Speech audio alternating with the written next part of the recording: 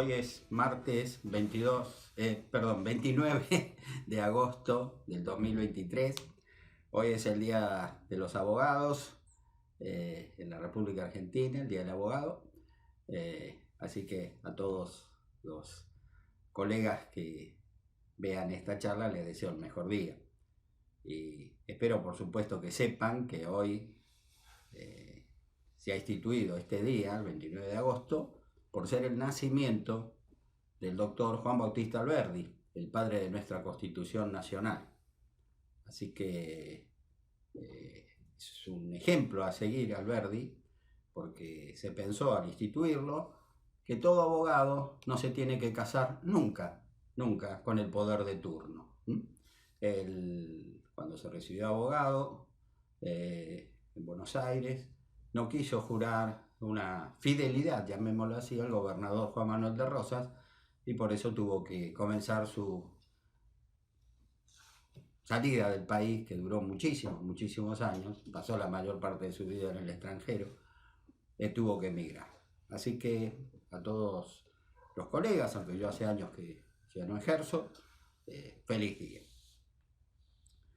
Antes de continuar con la marcha del general Manuel Belgrano, en la última charla lo dejamos luego de crear la Escarapela Nacional en Rosario, les quiero contar algo que me parece muy importante sobre la genialidad que tuvo el doctor Mariano Moreno cuando escribió el plan de operaciones.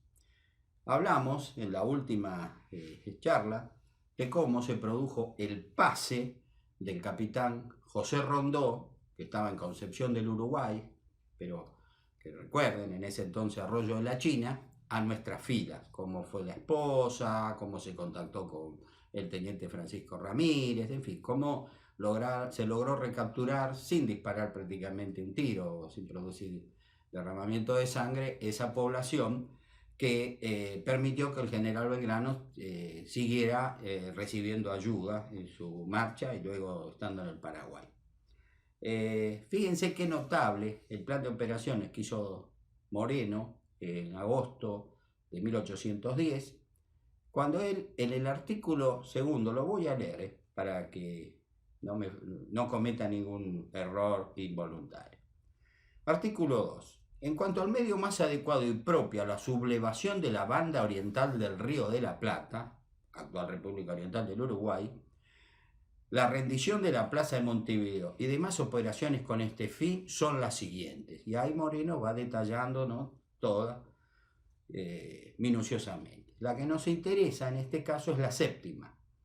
Puesta la campaña en este estado, captados los ánimos de sus habitantes, sería muy del caso atraerse a dos sujetos por cualquier interés y promesa, así por sus conocimientos, que nos consta que son muy extensos en esa campaña, o sea, en la banda oriental. O sea, conocen mucho el terreno estas dos personas, como por sus talentos, opinión, concepto y respeto, como son los del capitán de dragones, don José Rondó, y los del capitán de blandengues, don José Artigas, quienes, puesta la campaña en este tono y concediéndoseles facultades amplias, concesiones, gracias y prerrogativas, harán en poco tiempo progresos tan rápidos que antes de 6 meses podría tratarse de formalizar el sitio a la Plaza de Montevideo. Todo esto que esbozó o que escribió Mariano Moreno en agosto de 1810 se va a cumplimentar tranquilamente, pero es increíble, en 1812. El pase va a ser 2, el de José Rondó, al que me referí, y el de José Gervasio Artigas, ya Moreno lo había pronosticado. Y bueno, como hay otra cosa que Moreno también pronosticó y que es muy conocida para nosotros, porque es nuestro primer monumento patrio, me voy a referir a ella. En otra parte, en el artículo primero, apartado tercero del plan de operaciones, expresó el doctor Mariano Moreno: en cuanto a la conducta gubernativa más conveniente a las opiniones públicas y conducente a las operaciones de la dignidad de este gobierno, debe ser las que instruyen las siguientes reflexiones.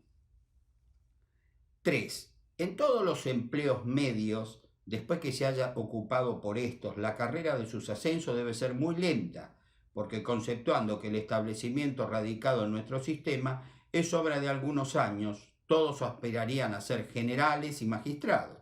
Y para obviar esto, deben establecerse premios, como escudos, columnas, pirámides, para premiar las acciones de los guerreros y adormecer con estos engaños sus apetencias personales. Así fue que, siguiendo este pensamiento de Moreno, al acercarse el primer aniversario de la Revolución de Mayo, en la sesión del 5 de abril de 1811, el Cabildo de Buenos Aires, presidido por el alcalde de primer voto, Domingo de Igarzábal, propuso: ¿cómo vamos a festejar el primer aniversario de la Revolución? ¿Qué hacemos? Bueno, se discutió el asunto y al final se pensó en erigir una pirámide en lo que hoy es la Plaza de Mayo. Se aprobó este proyecto y se pensó, en principio, hacer una cosa para el 25 de mayo de 1811, una especie de obra muy rudimentaria, muy simple, y que luego se desmontaría. Pero sobre la marcha se cambió la idea. Dice: escúchenme, gastando por unos pocos pesos más, podemos hacer algo que permanezca por todos los tiempos. La verdad que tienen razón. Cambiaron lo que iba a ser momentáneo por algo permanente. En 1889, en París, ¿no?, para conmemorar una fiesta muy importante por el centenario de la Revolución Francesa, 1889, se pensó en erigir una torre construida por el ingeniero Eiffel, y luego que pasara una feria mundial que se organizó a tal efecto, la iban a desarmar. Evidentemente no la desarmaron, porque después de ver esa belleza, dicen: no, ya que la hicimos, la dejamos. Pero la construyeron con la idea de construirla y desarmarla. Bueno, nuestra modesta pirámide de Mayo se construyó con la misma idea. Y todo por la inspiración que tuvo Moreno en el plan de operaciones. La cuestión que se la hizo con ladrillos grandes, bien hecha, y luego se la inauguró el 25 de mayo de 1811. La primera imagen que hay de ella es esta lámina de M.S. Vidal, donde la vemos acá, ¿no? No estaba en su lugar en que se encuentra en este momento. El lugar en que se encuentra en este momento es que era el arco central de la Recoba de Buenos Aires.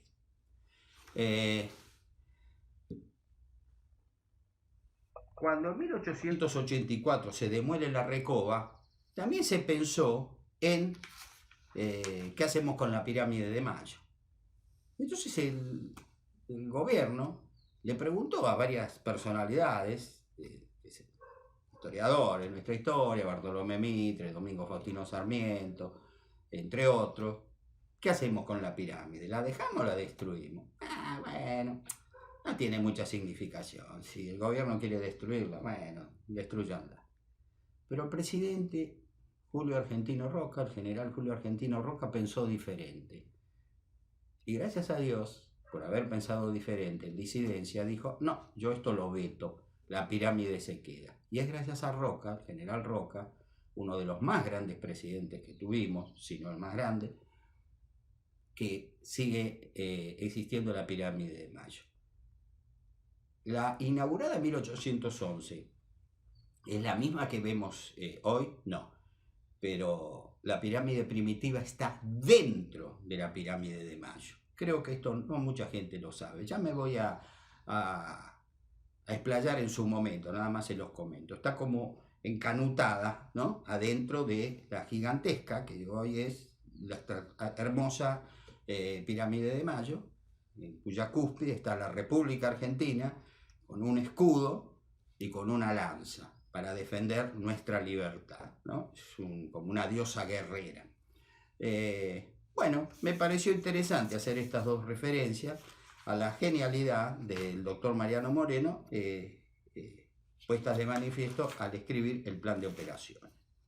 Ahora volvemos a nuestro viaje, digamos, a través de las tropas del general Manuel Belgrano, que crea en Rosario, el 13 de febrero de 1812, la escarapela nacional argentina, ¿no? Celeste y blanca. Ya ustedes lo he dicho, lo repito, nunca viene mal.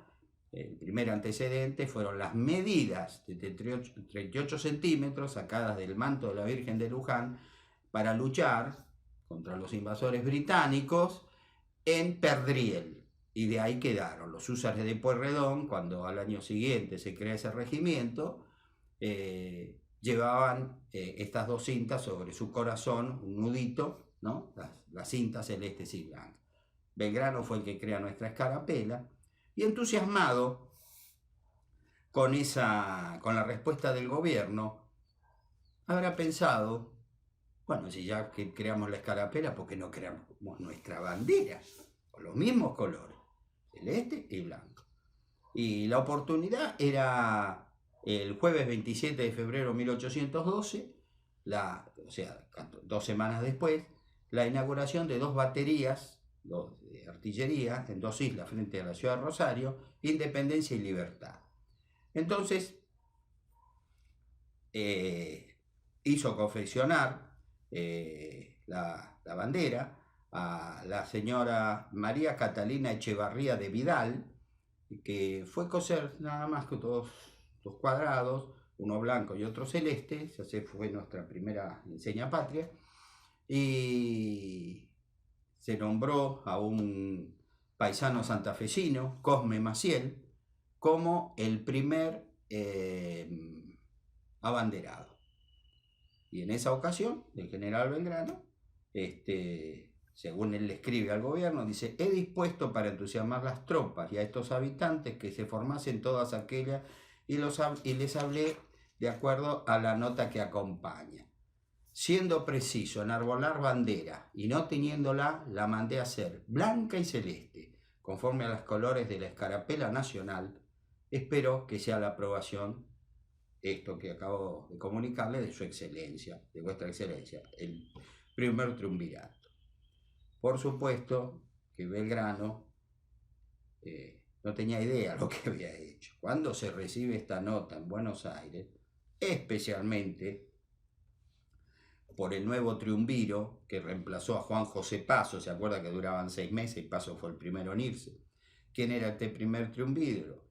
Había sido Díaz Vélez, pero al poco tiempo lo reemplaza Bernardino Rivadavia. Rivadavia era ministro de Guerra y Marina, el hombre, si se quiere, hoy más importante del gobierno. No, esto va contra la máscara de Fernando VII. Acuérdense, era esa idea de que, nacida en mayo de 1810, como una máscara, como una cosa que no era cierta, que todo lo que estábamos haciendo era por nuestro querido rey cautivo de Napoleón Bonaparte, cuando en realidad nosotros estábamos trabajando para nuestra independencia. Pero de eso no se habla, eso no se dice. Si enarbolamos bandera propia, no, bueno, ya evidentemente nos queremos separar de España. Entonces se le contesta al general Belgrano, y se le ordena que de inmediato oculte disimuladamente esa bandera. Como esa bandera la deja ya en Rosario, él sigue para arriba. Cuando llega la respuesta, ya no se encuentra en Rosario. Y bueno, a nadie se le ocurre decir, bueno, a ver que el chasqui siga al ejército. Bueno, vinimos hasta Rosario, no está, ya está. Cuando Belgrano al fin y al cabo toma conocimiento, el 18 de julio, de esta orden que le habían enviado a Rosario, responde: la bandera la he recogido y la voy a deshacer, la desharé, para que no haya ni memoria de ella, y se harán las banderas de los regimientos número 6, sin necesidad de que aquella se note por persona alguna. Pues si acaso me preguntasen por ella, responderé que se reserva para el día de una gran victoria por el ejército. Y como eso está lejos, todos la habrán olvidado y se contentarán con lo que se les presente. Como diciendo, está bien, yo ya está, no la presento nunca más, una bandera como esa. Esa nota de Belgrano es recibida por el triunvirato y obra en el Archivo General de la Nación la nota del general Belgrano que dice voy a deshacer la bandera, y al costado hay una rúbrica que dice archívese, una pequeña firma, no una rúbrica, es una pequeña nota, no es firma, discúlpenme la expresión, archívese. Muchos creen que fue Bernardino Rivadavia, o sea, chao, fue al cajoncito que corresponde y ya de esto nunca más vamos a enterarnos. Sin comentarios. Belgrano sigue su marcha hacia el norte, pasa por Tucumán y va a llegar a Jujuy. Quiero hacer una pequeña lectura, una pequeña descripción de uno de los más grandes hombres de la patria, que siempre repito lo mismo. Yo cuando daba clases en colegios secundarios de Quilmes o mismo aún en la Facultad de Derecho de Buenos Aires, aprovechaba siempre de alguna manera para poner los grandes ejemplos de nuestros próceres. Y entonces miren qué interesante esto que dejó un comerciante, un proveedor del ejército, el señor José Celedonio Balbín, qué impronta sobre el general Belgrano. Y dijo así: el general Belgrano era de regular estatura, pelo rubio, cara y nariz fina, color muy blanco, algo rosado. No tenía barba, tenía una fístula bajo un ojo que no le desfiguraba porque era casi imperceptible. Su cara más bien de alemán que de porteño. No se le podía acompañar por la calle porque su andar era casi corriendo. No dormía más que 3 o 4 horas por día. Montado a caballo a medianoche, salía de ronda para observar el ejército, acompañando solamente de una ordenanza. Era tal la abnegación con que este hombre extraordinario se entregó a la libertad de su patria que no tenía un momento de reposo. Nunca buscaba su comodidad. Con el mismo placer se acostaba en el suelo que en la mullida cama. Se presentaba aseado, como lo he conocido yo siempre, con una levita de paño azul, con alamares de seda negra, su espada y su gorra militar de paño. Su caballo tenía un gran mandil de paño azul cubriendo la silla, sin galón alguno. Todo el lujo que llevó al ejército fue una volanta inglesa de 2 ruedas que él manejaba con un caballo, un carrito, para que ustedes me entiendan, un vehículo con ruedas, una volanta. En los días clásicos en que vestía uniforme, se presentaba con un sombrero ribeteado con un rico galón de oro que le había regalado el general Tomás de Iriarte. Se hallaba siempre en la mayor escasez, así que muchas veces me mandó pedir 100 o 200 pesos para comer. Se hallaba sin camisas en Tucumán y me pidió que hiciese traer de Buenos Aires 2 piezas de tela de Irlanda de hilo, lo que efectué. Lo he visto en diferentes épocas con las botas remendadas. Era hombre de talento cultivado, de maneras finas y elegantes. Era muy honrado, desinteresado, recto y perseguía el juego y el robo de su ejército. Por favor, qué hombre, ¿no? Si hacemos comparaciones, sin comentarios. Sigamos con nuestro tema. Ustedes de pronto van a preguntarme, pero parece que los británicos han desaparecido de acción. ¿Qué le pasó a esta gente? ¿No nos están molestando? Y saben que sí. En 1812, que lo voy a contar quizás la próxima clase, o charla, perdón, no clase, el alma del profesor, me voy a referir a una nueva guerra que tuvieron el Reino Unido de la Gran Bretaña contra los Estados Unidos de América, la Segunda Guerra, que va a durar de 1812 a 1814. Por eso, empeñados en esa guerra, desaparecen de la región. Pero después de 1814 vuelven, volvieron y con todo. Así que tengan paciencia, yo les pido eso, tengan paciencia. Todo tiene que ver con todo. Esto es como un gran mecano, que de pronto algunos dirán, pero ¿qué tiene que ver esto? Tiene que ver. Son 40 razones que tenemos a favor, por las cuales las Islas Malvinas, Sandwich y Georgias del Sur son argentinas, y ellos tienen 0. Acuérdense lo que yo les digo, créanme en mi promesa. Y hablando de eso, antes de continuar con Belgrano, les quiero decir, porque me lo olvidé, que el 17 de agosto, el día del pase a la inmortalidad del general Don José de San Martín, un día, creo que se recordarán, un día de una lluvia espantosa que, entre otras cosas, inundó de una forma descomunal la ciudad de La Plata, por obras que evidentemente no se hicieron en debido tiempo y forma, llevando gran zozobra a sus habitantes, a los humildes habitantes, especialmente de las periferias de la capital de la provincia de Buenos Aires. Ese día fui a la editorial Punto Aparte, hicimos los papeles, pagué, y el primer tomo de Radiografía del Imperialismo Británico, como dijo Tomás Manuel de Espronceda, ya va navegando, viento en popa a toda vela. O sea que si Dios quiere, no sé si en septiembre, posiblemente en octubre, por los movimientos tan económicos tan difíciles que estamos pasando, recordemos la devaluación del 14 de agosto, el día en que Quilmes dejó de ser una reducción indígena para ser un pueblo libre, no el día de su fundación. Hubo una devaluación ordenada por el Fondo Monetario Internacional que nuestro gobierno aplicó, creando una gran zozobra que todavía, cuyos sacudones todavía, remesones como si fuera un terremoto, todavía estamos padeciendo. En fin, volvamos mejor a seguir con un hombre tan extraordinario como fue el general Manuel Belgrano.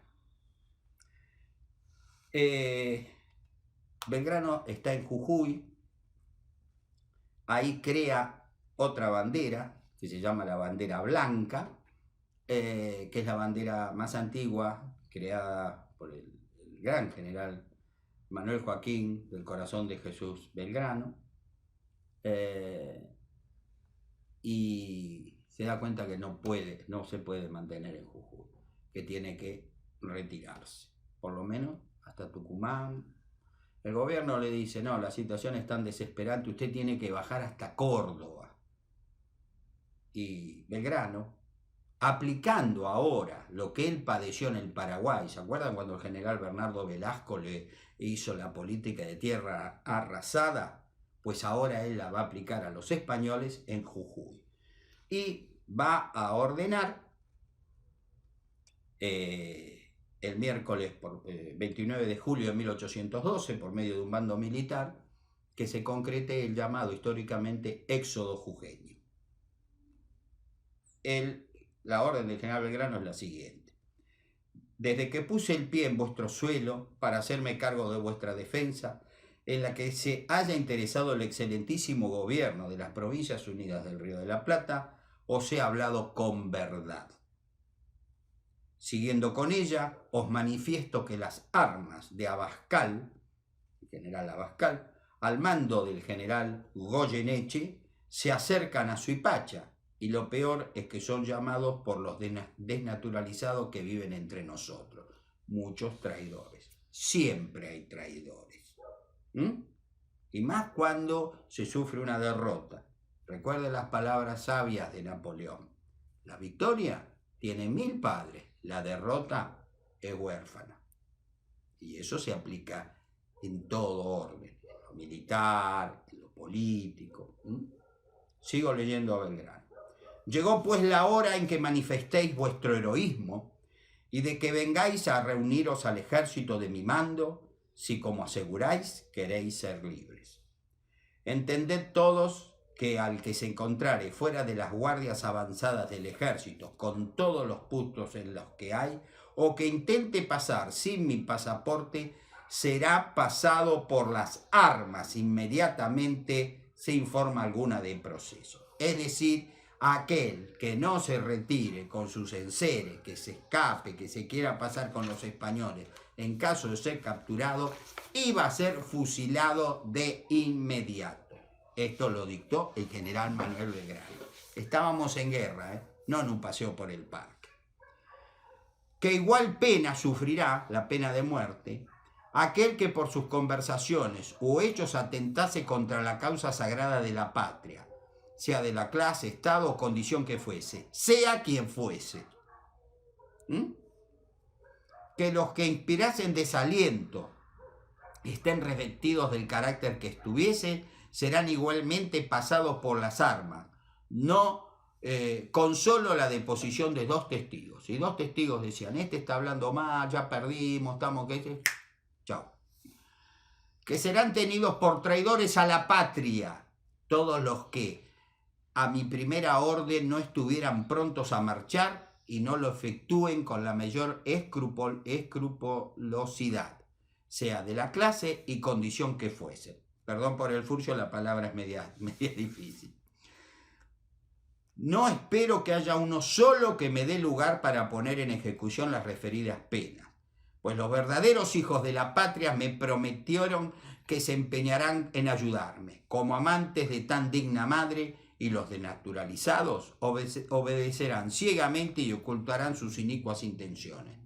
Mas, si así no fuese, sabed que se acabaron las consideraciones de cualquier especie que sean, y que nada será bastante para que deje de cumplir cuanto dejo dispuesto.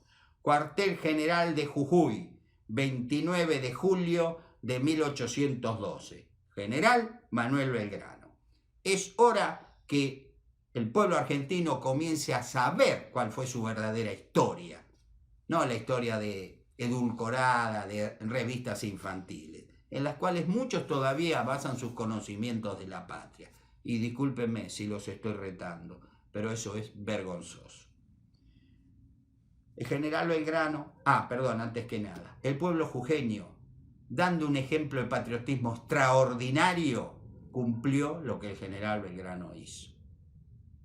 Lo único que se hizo es que cada uno, que se llevaba todo lo que podía, por ejemplo, si yo me tenía que ir, yo no quemaba mi casa. Yo no podía quemar mi casa. Venía un amigo y la quemaba, y yo quemaba la de mi amigo. Pero se fue destruyendo todo. Cuando los españoles empezaron a avanzar, se encontraron con un panorama desolador. No había nada, absolutamente nada, y lo poquito que había quedado había sido quemado o destruido. El domingo 23 de agosto dio inicio el llamado Éxodo Jujeño, que es un tilde de honor único, extraordinario, que tiene la actual provincia de Jujuy, con un acatamiento fantástico. Todo el mundo estuvo de acuerdo. Nos tenemos que retirar y acá no les dejamos nada a los godos, como se le decía a los españoles. La medida draconiana se cumplió al pie de la letra. Belgrano se sintió tan orgulloso del comportamiento de los jujeños en ese sacrificio de destruir todo lo que tenían, todas sus vidas, todas sus propiedades, que los hizo depositario y guardián de la bandera nacional de nuestra libertad civil, que es la bandera blanca que yo les hablé, que es la bandera más antigua que existe y que, por supuesto, muy bien custodia el actual gobierno de la provincia de Jujuy. Esa joya se la merecen, se la ganaron, se las donó el general Belgrano. Y eso nunca tenemos que olvidar. En momentos de grandes angustias que hemos pasado, que estamos pasando, no olvidemos nunca el patriotismo de nuestros antepasados jujeños. Qué heroísmo, por favor, qué ejemplo de patriotismo. El triunvirato, al recibir la noticia, la aprueba. Perfecto, claro, están de Buenos Aires, tan lejos con Jujuy. Sí, muy bien hecho, bla, bla, bla. Siga bajando, siga retrocediendo, vaya hasta Córdoba. Entonces, Belgrano ya ahí no le gusta el retroceso. Él tuvo que irse de Jujuy. Él fue el de la idea de bajarse, digamos, de Jujuy a Tucumán.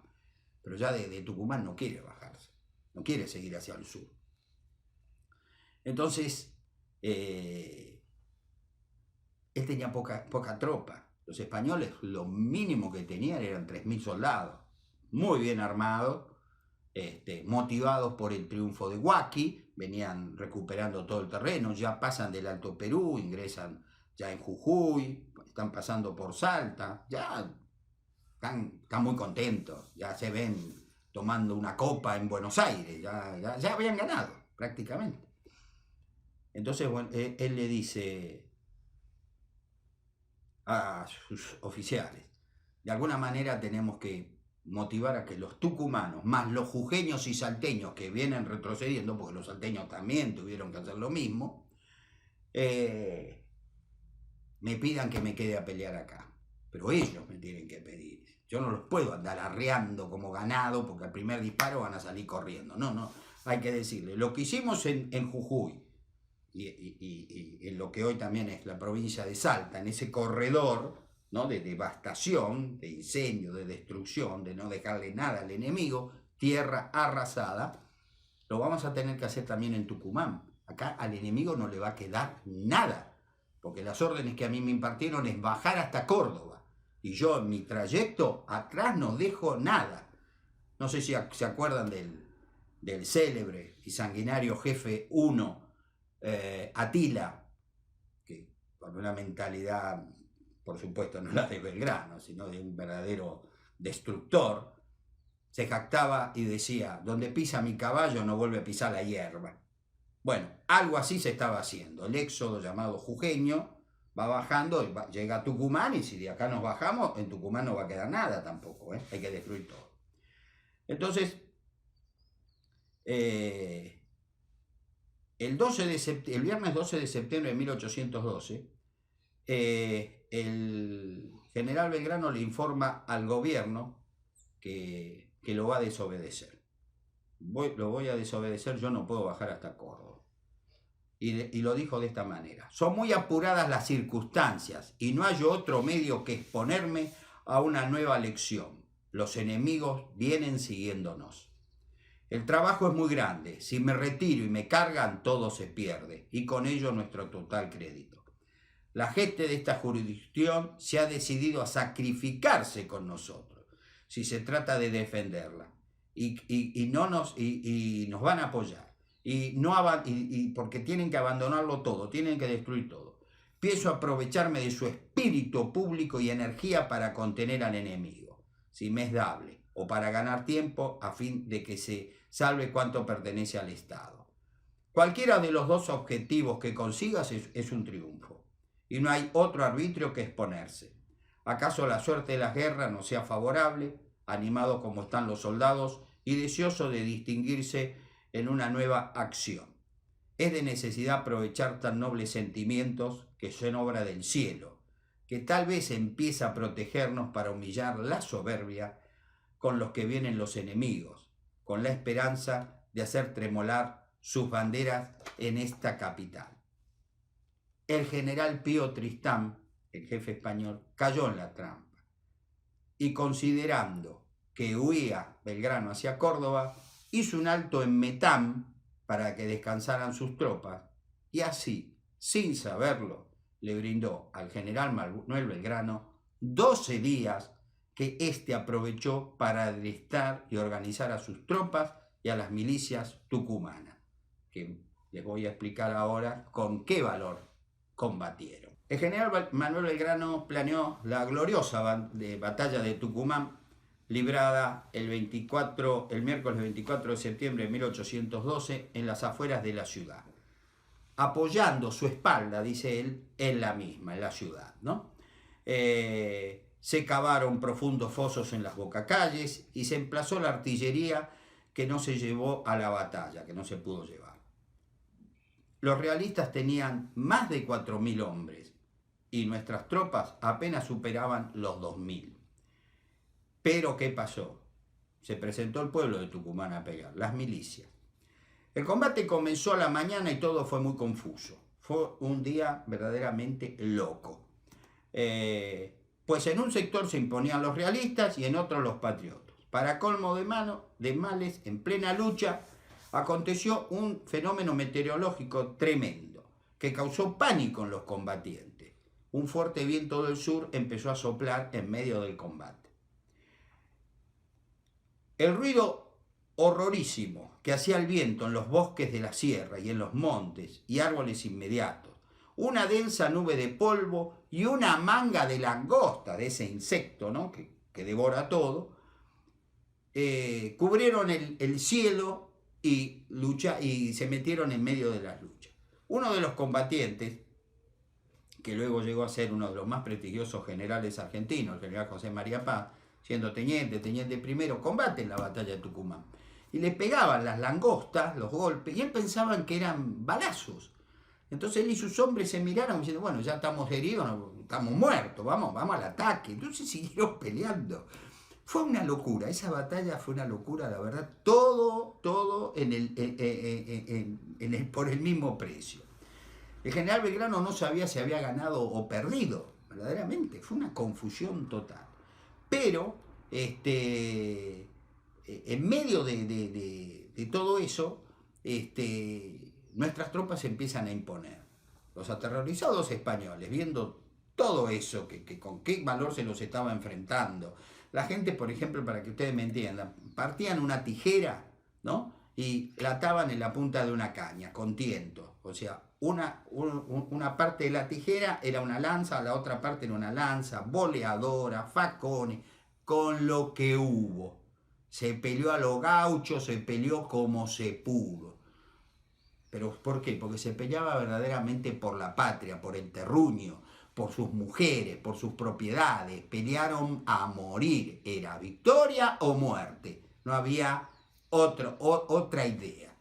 Bueno, pasado el vendaval, el polvo, la tormenta, el viento, las langostas, todo en uno, la caballería patriota, nuestros gauchos especialmente, los tucumanos, junto a los salteños, a los jujeños, quiero que entiendan, todos los que habían venido, dijeron, bueno, es la hora, vamos a pelear, basta, no nos escapamos de acá.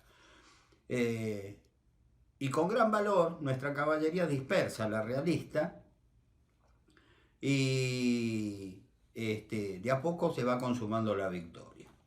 El general Pío Tristán, que no tenía información, no le llegaba información de inteligencia, creía que el general Manuel Belgrano estaba refugiado en la ciudad dentro de la ciudad de San Miguel de Tucumán. Los realistas avanzan con sus hombres en una columna, con las armas sin cargar y la artillería a lomo de mula. Sin bomberos, exploradores, espías, como ustedes los quieran llamar, en el campo enemigo, además de la falta de conocimiento del terreno, ignoran la proximidad de los patriotas, que habían atravesado la ciudad hacia el campo de las carretas, esperando información con frente sur-oeste al enemigo. Hoy, donde se libró la batalla de Tucumán, es parte de la ciudad de San Miguel de Tucumán.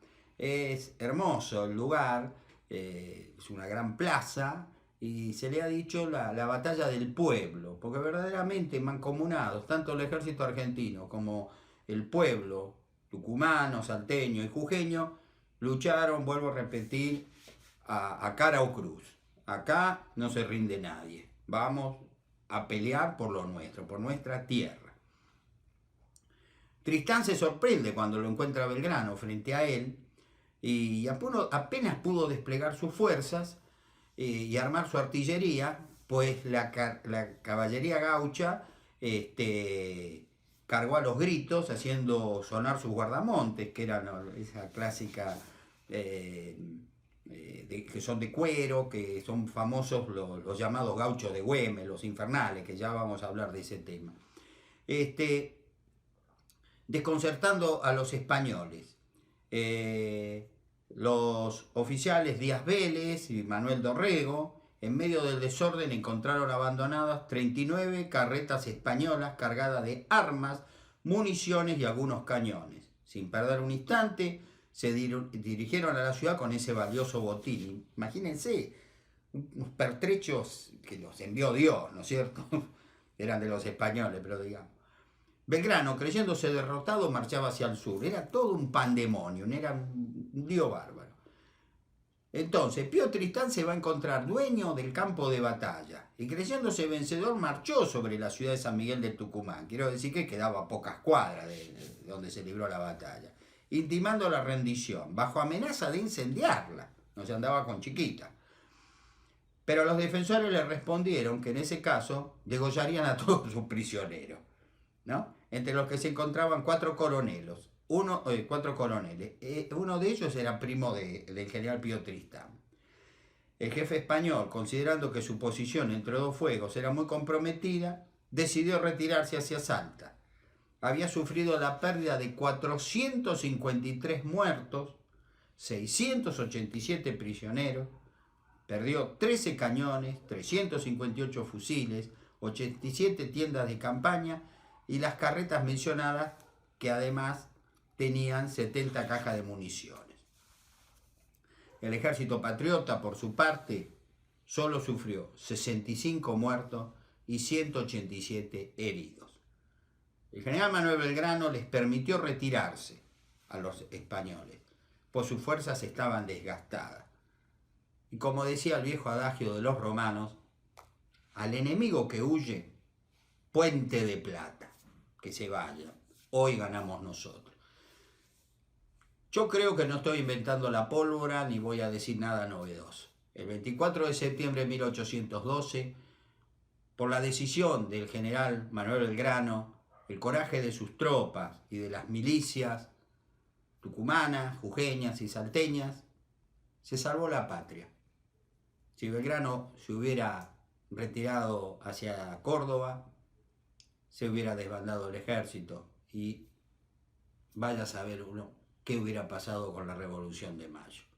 Belgrano salvó la patria, pero curiosamente, y a eso me voy a referir en la próxima charla, hirió mortalmente al tímido primer triunvirato, que va a ser derrocado, entre otras cuestiones, por la victoria, aunque suelga algo insólito, que obtuvimos en la batalla de Tucumán, la gloriosa batalla de Tucumán. Como siempre, ha sido un gusto estar con ustedes y si Dios quiere, ya el próximo martes estaremos en el mes de septiembre, el mes de la primavera. No sé ustedes, pero yo al invierno nunca me gustó, así que la primavera me pone mucho mejor. Muchas gracias, muy buenas tardes.